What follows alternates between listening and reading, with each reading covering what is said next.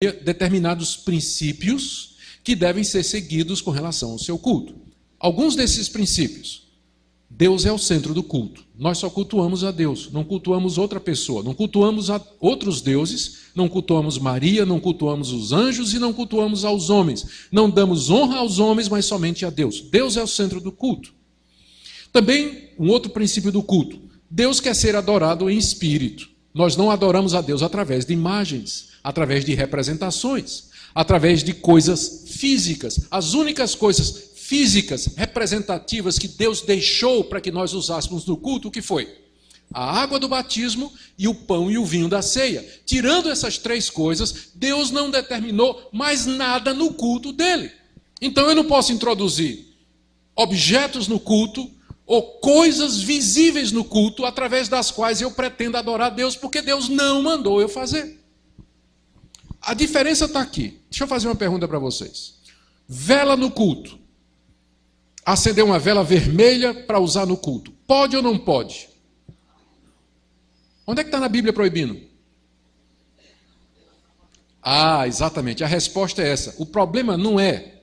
Muita gente vai dizer, pode porque a Bíblia não proíbe.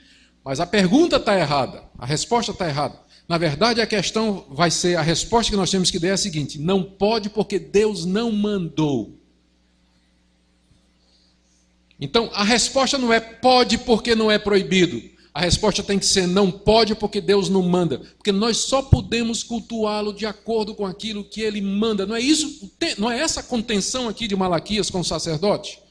Não é essa a briga de Deus com o povo? E não é questão de boa intenção, porque todo mundo tem boa intenção e boa vontade. Mas é uma questão de certo e de errado. É isso que nós chamamos do princípio regulador do culto.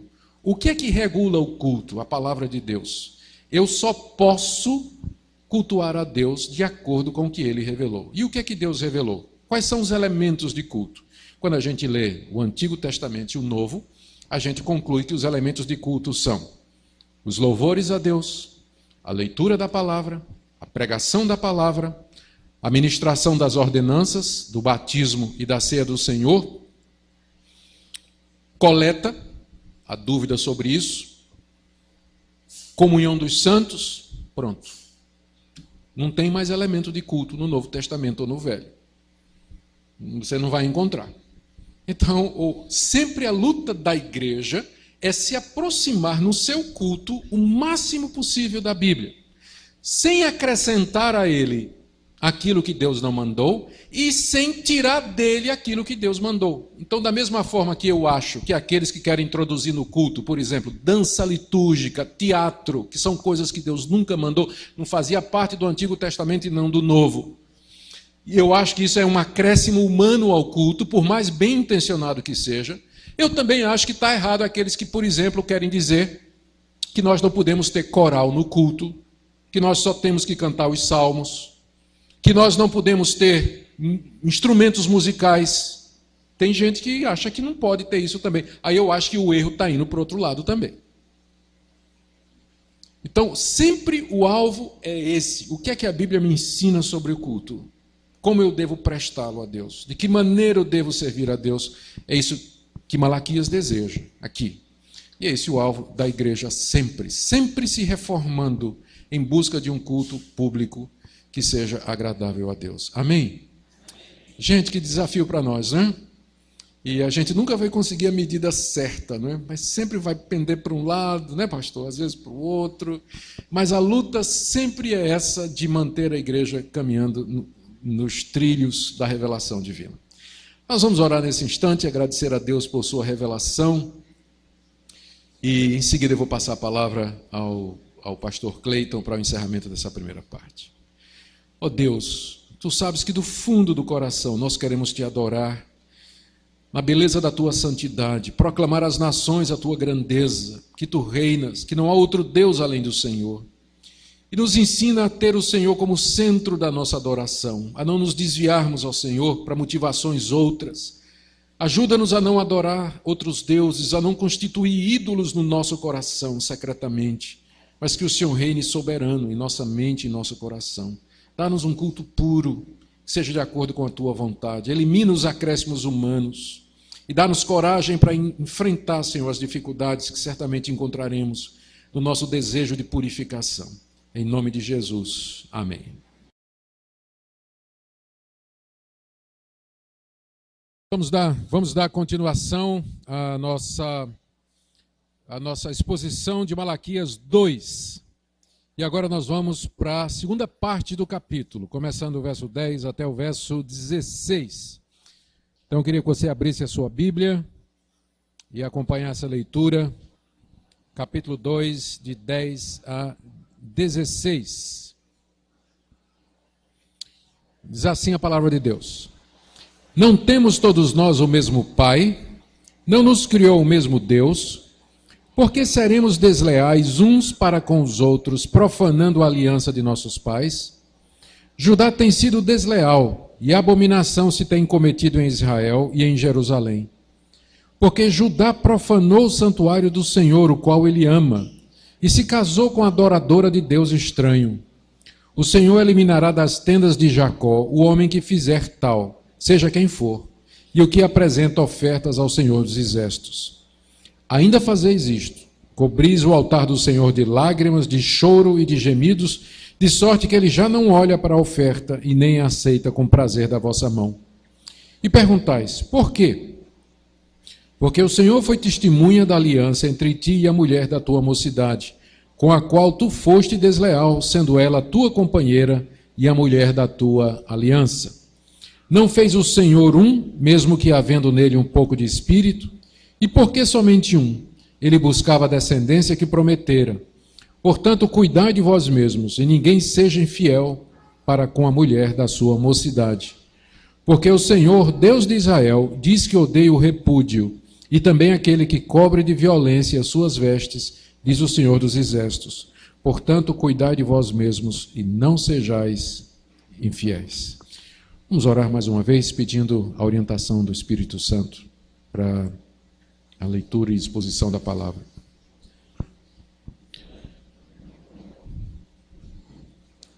Nosso Deus, nós estamos diante do Senhor, na mediação de Jesus, e em nome dele nós pedimos que teu bendito Espírito Santo venha nos instruir na tua palavra, que nós possamos daqui tirar lições preciosas para a nossa vida, possamos ser desafiados a mudar aquilo que precisa ser mudado. Eu peço que o Senhor levante os abatidos, encoraje os desanimados, corrija os errados, confirme os que te temem e, acima de tudo, que tu recebas a glória que nós queremos te dar, porque tu és digno dela. Ouve, Senhor, a nossa oração, em nome de Jesus. Amém. No capítulo 1, de 1 a 5, conforme nós já vimos, Deus respondeu àquela pergunta cínica do povo: em que é que o Senhor nos amou? E a resposta de Deus foi: amei Jacó e aborreci Esaú. Depois, nos versos 6 a 14 do capítulo 1, Deus, através de Malaquias, denuncia os sacerdotes que estavam trazendo para o sacrifício animais defeituosos, profanando o culto a Deus e oferecendo a Deus um culto fora do padrão daquilo que ele tinha determinado. No capítulo 2, de 1 a 19, nós vimos já hoje à noite, na primeira parte, como Deus adverte os sacerdotes através de Malaquias que vai castigá-los, porque eles quebraram a aliança de Levi, que era a aliança levítica, se desviaram de suas funções, especialmente da pregação fiel da palavra de Deus. Tudo isso aponta para a grande importância e o valor que Deus dá ao culto. E agora, no capítulo 2, de 10 a 16, Deus avisa ao povo que não aceita o culto deles. Como se Deus dissesse: pode parar que eu não vou aceitar a oferta de vocês. Eu não quero a oferta de vocês. E o povo pergunta: por quê? Porque já não recebes a nossa oferta com prazer? E a resposta de Deus é que eles estavam quebrando a aliança, casando com mulheres estrangeiras e se divorciando da primeira esposa. O ponto aqui dessa passagem e a relação dela com o culto é a preocupação de Deus com a identidade e a pureza do seu povo, e isso está ligado ao culto que lhe é aceitável. Ou, em outras palavras, a relação que existe entre a nossa vida e o culto que nós prestamos a Deus. Eu disse que nós temos que fazer uma distinção entre a nossa vida como culto e o culto público que prestamos a Deus. Tem coisa que cabe num e que não cabe no outro, e vice-versa. Mas há uma relação também entre a minha vida e o culto público que eu ofereço a Deus.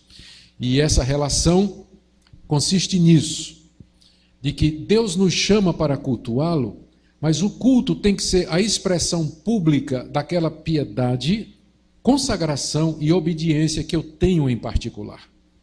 E só é aceitável a Deus o culto que lhe é prestado por pessoas que de todo o coração o amam e querem fazer a vontade dele.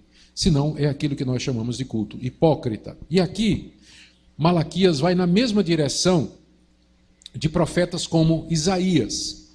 O capítulo 1 de Isaías é de fato uma peroração de Deus. Deus está increpando o povo e dizendo assim: quando vocês vêm aos meus átrios, quem é que convidou vocês?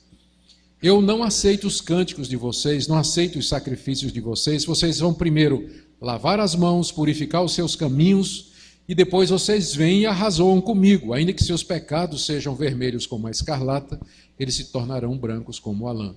Você encontra esse tipo de exortação em Isaías, no profeta Amós, no profeta Miqueias, em que essa relação entre a nossa vida e o culto é muito estabelecida.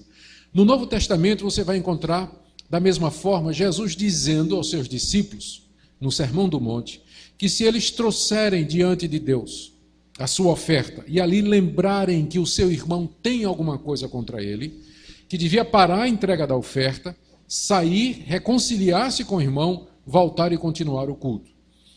E nos livros, nas cartas que os apóstolos encontraram, essa relação também é percebida, especialmente na primeira carta aos Coríntios, capítulo 11, quando Paulo fala de que muitos dos membros da igreja de Corinto, porque estavam vivendo uma vida de embriaguez, uma vida de prostituição, e vinham participar da mesa do Senhor, eles estavam comendo e bebendo, na verdade, juízo para si.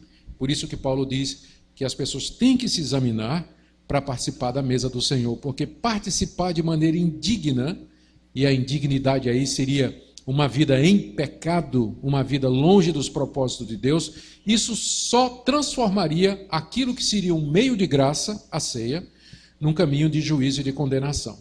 Então você vai encontrar na Bíblia toda, do começo ao fim, esse princípio, que Deus quer que nós o adoremos e que a nossa adoração seja fruto de uma vida consagrada a Ele, de uma vida de obediência, de uma vida que é vivida de acordo com a sua vontade. E é disso que Malaquias trata aqui, nessa passagem que nós lemos. Aqui ele denuncia duas coisas da parte do povo e que influenciava o culto. Primeiro, o casamento com mulheres estrangeiras, mulheres que não eram do povo de Deus. Não era só uma questão de raça, era também uma questão de religião. Toda mulher judia só tinha uma religião, era o monoteísmo de Yahvé.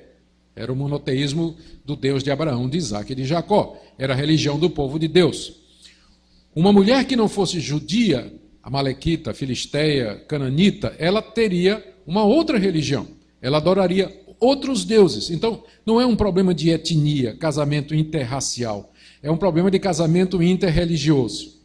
Coisa que Deus havia proibido ao povo de Israel no Antigo Testamento, com muita clareza.